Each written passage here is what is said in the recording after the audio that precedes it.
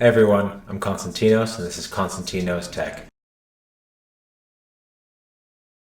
I've been a little late getting videos out just because of this new addition of the family. If you remember from my last video, we brought this little guy home. This is Ajax. He's now about 11 weeks old and he's the official mascot of Konstantinos Tech, so he's the reason for the delay. Alright, get back down there. The mascot has his toy and he's resting now, so we'll be able to keep going with the video. Today we'll be talking about a topic that's all over the news, wireless charging. Specifically, what are the differences between Qi2 wireless charging and made for MagSafe? Is one better than the other, or is it the same thing? Before we start talking about actual wireless charging, let's get a fundamental understanding of what it is.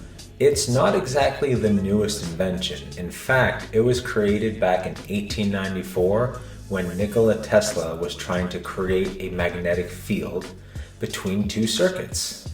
It wasn't popularized until the late 1990s when wireless charging really took off with wireless toothbrushes of all things. The first cell phone to have wireless charging was the Nokia Lumia 920, and that came out in September of 2012. Since then, it's become almost a standard. There's a few exceptions, looking at you, OnePlus. Wireless charging in cell phones is completed by having copper coils in both the cell phone and in the wireless charger. Batteries in the cell phone are a stable or direct current, while the power from the outlet is known as an alternating current. The alternating current fluctuates up to 60 times per second, or 60 hertz. And that's actually how the band AC/DC was born. Keep in mind this is a super explain like I'm 5 explanation because I'm not the best at this stuff. I'm not an electronic engineer. When a current passes through one of these tiny coils of wire, the electrons cycle at 60 hertz per second. Then, when the cell phone's coils come within a short distance of the charged coils on the power device, their flux, not the capacitor, interacts with the stable electrons in the battery and move them around, which is what creates the charge. The biggest problem with wireless charging is honestly efficiency. There's a lot of power wasted by not having that direct connection. The inefficiency in the distance also generates heat, which degrades the battery further. Ajax gets how wireless charging works now, so on to the next topic. So let's move on to the modern standards of wireless charging. Qi2 is the next iteration of Qi wireless charging. Qi, pronounced Qi, means vital energy. And it's a global wireless charging standard that's safe, reliable, and totally interoperable. There are over 9,000 Qi certified wireless charging products on the market today, created by more than 350 companies. The Wireless Power Consortium is an open, collaborative, and non-profit group made up of more than 350 companies and growing. All of these companies work together to set the standards for safe, reliable, and high-quality wireless charging. Electronics that are often expensive, difficult to manufacture with the raw materials required, and not replaced very often, should be designed to be safe, interoperable with other related devices. That's the whole point of all of these wireless charging standards. Wireless Power Consortium creates rigorous testing conditions to ensure that all of these products are able to be qualified to be Qi certified. So in short, consumers can rest assured that Qi certified wireless chargers are safe, reliable, and compatible across their entire ecosystems. Now let's talk a little bit about what the actual benefits of all the work that the Wireless Power Consortium does with Qi2 wireless charging. First and foremost, it's safer from heat. It protects your device against getting too hot.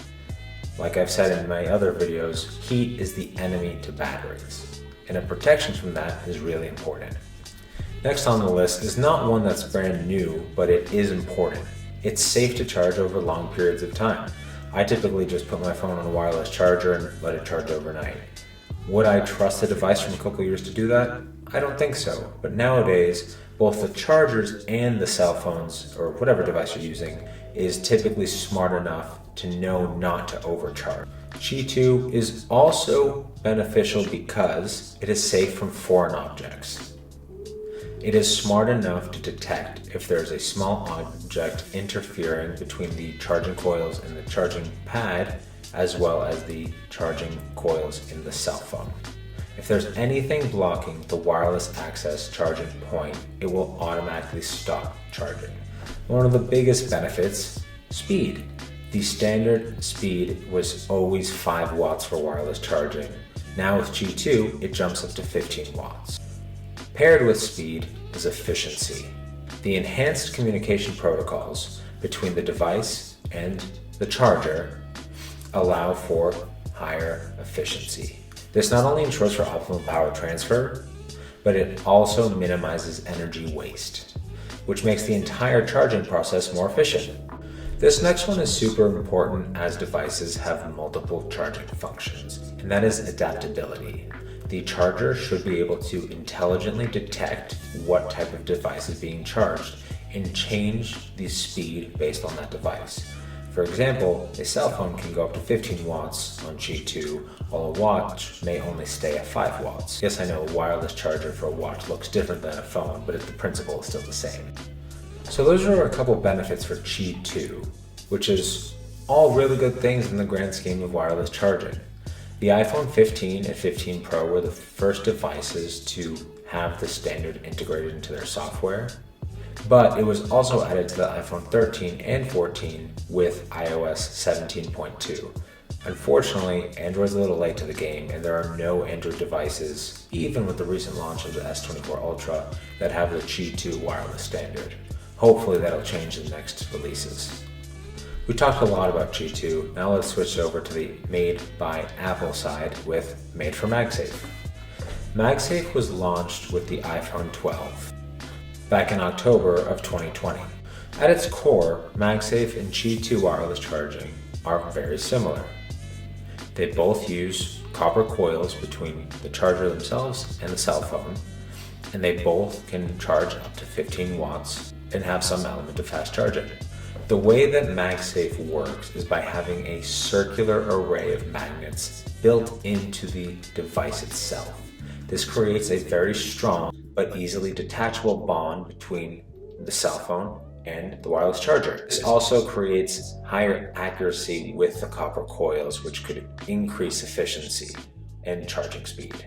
One core difference between Qi2 and MagSafe, and it's a very Apple difference, is that MagSafe chargers have an NFC chip built into it, so we'll be able to communicate with the cell phone and the charger itself.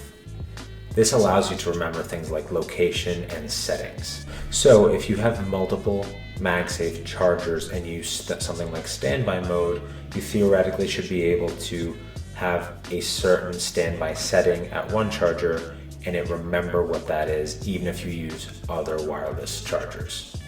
Although Apple is part of the wireless charging consortium, Made for MagSafe has some additional requirements and certifications in order to approve their designs.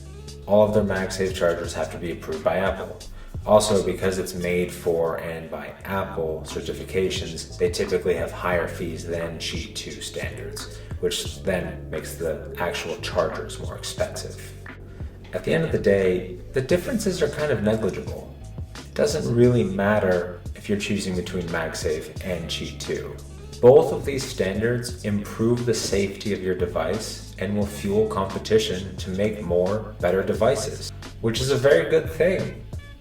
I don't love that the Made for MagSafe Apple standard has a typically higher price tag, but that kind of follows the trend of Apple with all of their devices, whether it's watches, phones, accessories, whatever it may be.